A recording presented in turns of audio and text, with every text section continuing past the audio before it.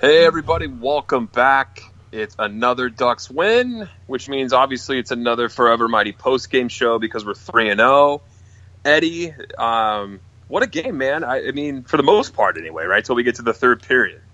Well, that's what it seems to be like in pretty much every game lately. The Ducks get up to a pretty decent lead or even just going into the third period with a lead, and then they just get caved in the third period. And I guess it's not just recent either, right? I mean, it's kind of been like that since the start of the season, even since everybody got healthy, really. No, it's true. I mean, the Ducks are playing the Metro leading Washington Capitals Ovechkin, and so it's not like they have a team full of nobodies. This is a good team, but the Ducks came out strong, especially in the first period. But some pregame notes before we get started here on the game recap. JT Brown, Antoine Vermette, and Francois Beauchemin have been scratched.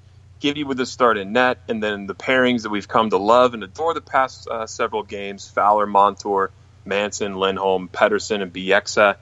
That I really like those, and we'll have to get to those later in the show. But we got to talk about the first period. It was interesting because the Ducks got off to a quick start with a power play goal by Henrique, assisted by who else other than the hottest players on the team, with Rakell and Getzlaf getting the assist there. Nice to see Henrique put one in there, even though it's on the power play. I think his line has kind of been silent, so it was nice to see Henrique get one there. Yeah, and we talked about that on the last show too, how Kessler's line has stepped up. Obviously, Rakell has been one of the best players for the Ducks as of late. And for him to, like you said, it's on the power play, it's not on his line, so I guess you can't say that line has got things going again, but it's good for Henrique's confidence. And again, I mean, his shot comes through again. He snipes it top corner on Holtby, and he kind of has a surprising shot. He gets pretty good accuracy on it. We've seen it a couple times. The one that always comes to mind for me is the goal against Winnipeg, where he sniped it off the right circle against Hellebuck, which was almost just a perfect shot. And he kind of surprises you, and I think he surprises a lot of goalies with that when you don't really expect it coming from a guy like that. No, not at all. And how about that power play line? I mean, the way they decided to tool that up with Fowler, Montour, Getzlaf, Rakell, and Henrique up there, that's a really, really formidable power play unit. I feel like that was. You got to give the pat on the back, because we have several games in a row for the Ducks coaching staff being able to trust those blue liners out there on the power play, because Montour hasn't been getting those looks. It's usually Getzlaf up there as the quarterback. Yeah, and it's kind of nice to see Montour get used in the role we've expected from him.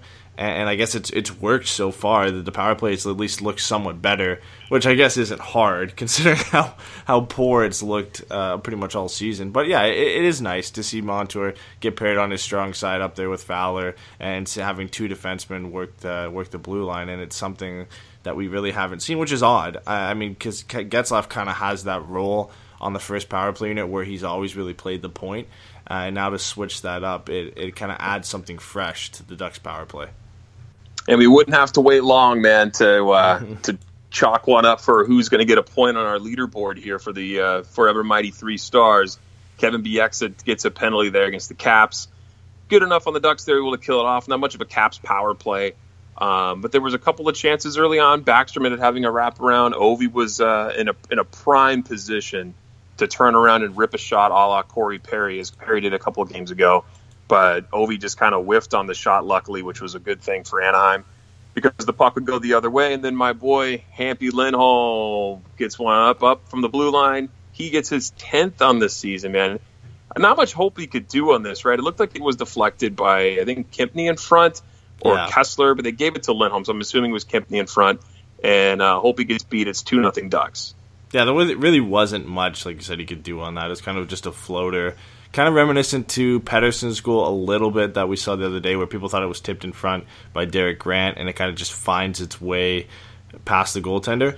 And yeah, there really wasn't anything Holtby could do. And it's great to see Lindholm get to 10 goals again this season. He's kind of been quiet offensively, but he still has 24 points, and I think he has 54 games now, which is impressive for a guy you don't really look at for his offense. And we're going to get into a discussion about Lindholm a bit later, but you had mentioned the FM 3 stars, and almost nobody surprisingly picked Kevin Bieksa as the first penalty. The consensus seemed to be Nick Ritchie. I think like 80% of the people that we had like about 35 people, and the majority of them picked Nick Ritchie as the first penalty. So pretty much everybody got that one wrong.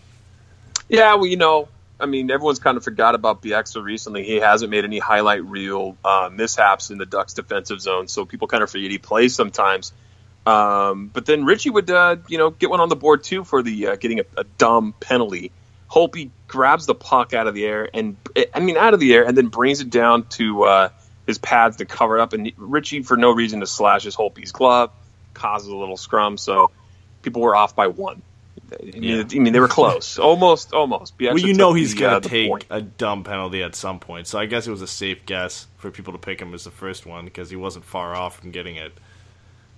No, it's true. Ritchie can't go a game without it. I like his style of play for the most part. It's too bad he is not getting, living up to that potential he's got offensively. But you can always count on him for a dumb penalty, or a good fight. He hasn't dropped the gloves in a bit, but he can scrap. The rest of this period was kind of an odd one. The Ducks seemed to have pressure when they were scoring, I guess, but it just seemed that it was mostly the Getzlaf line that was carrying the load for most of the game. Carlson would get a chance. It gets deflected off the post, and if not for a diving Fowler, that was probably a tap in there for the Ducks on the penalty kill, or for the Caps on the power play rather. But the Ducks would get out of that with just a couple of scary moments, nothing too crazy. 2-0 Ducks, shot 7-7, and I don't know about that crowd. Did you get that on? I know you're watching it via live stream, but it was the Caps broadcast on NBCSN. And I saw several people mention it on Twitter, but the crowd was just quiet. Other than when the Ducks scored, I felt like the arena felt dead. Yeah, you mentioned to me several times throughout the game, and I was watching 2 different streams of the game, and I didn't really notice it until you brought it up. But yeah, it seemed a bit quieter, and I guess you kind of notice it a bit. If you're watching the Ducks feed most of the time when it's not on NBC, I think they boost the volume of the crowd a bit, and that plays a bit of a role in it. But yeah, it was kind of dead there, which is weird. The Ducks were up 2-0, playing good against a strong team in the Metropolitan Division in Washington, and it's almost dead. And it was like that the whole game. The Ducks ended up winning 4-0, but it wasn't an exciting 4-0 win. It was kind of one of those boring 4-0 wins where the Ducks have 2 okay periods where they get some goals, and then they hold on for the third period where they get caved in. And it just seemed like one of those games. No, it's true.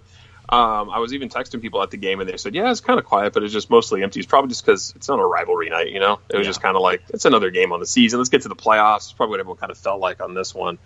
Going into the second period, it was, again, early pressure by the Caps, and Orpik makes one too many passes, gets broken up, goes the other way. Who else, my friend, but Rakell that would turn the circle, roof it on one. I think Holtby would want back. Getzlaf gives the feed to Rakell, and it looked at first glance that he just ripped that top corner, but it kind of caught in the crook between the glove and the body on, or the shoulder of Holtby, and he even looked down at his glove like, whoa, I missed it. Just kind of an odd play, but the guy's on fire. It's hard to stop Rakell right now. Yeah, he is the hottest Duck for sure. Definitely on goal scoring, but he's got 6 goals over his last 4 games. Couple that with 2 assists, so he's got 8 points. He's scoring at 2 points per game rate right now. It's nice to see him get back into it because we were talking about maybe about a week or 2 ago how he was kind of slumping a bit after playing strong, and for him to get back and play this well and contribute in every game is essential for the Ducks. He's 2 away from 30, and he'll most likely pass his career high that he set last year into 33. And we talked about before, again, that he kind of just continues to improve season by season. And that's what you look for in a young player. And he's just going to set career highs this year. And we've talked about maybe he could be that 70, 80-point guy in the future consistently for the Ducks.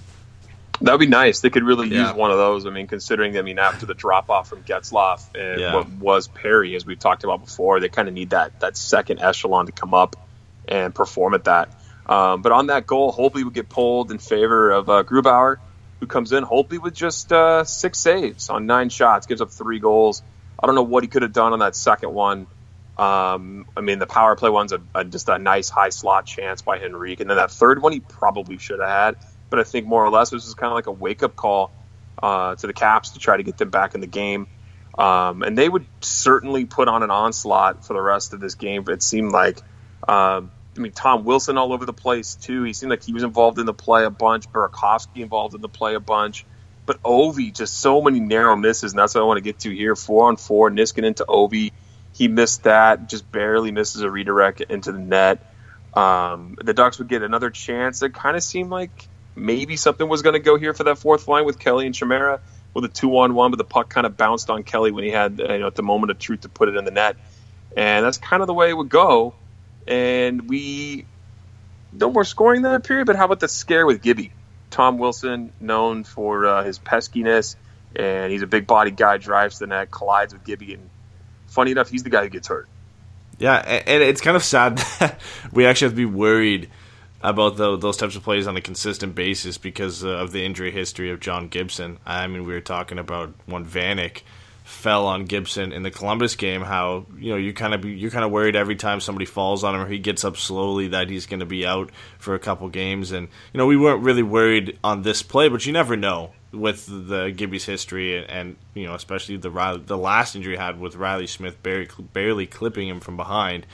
Anything can really hurt him at this point. So it's worrying. But it's Wilson, like you said, who's the one who ends up getting hurt on this play. He leaves the game.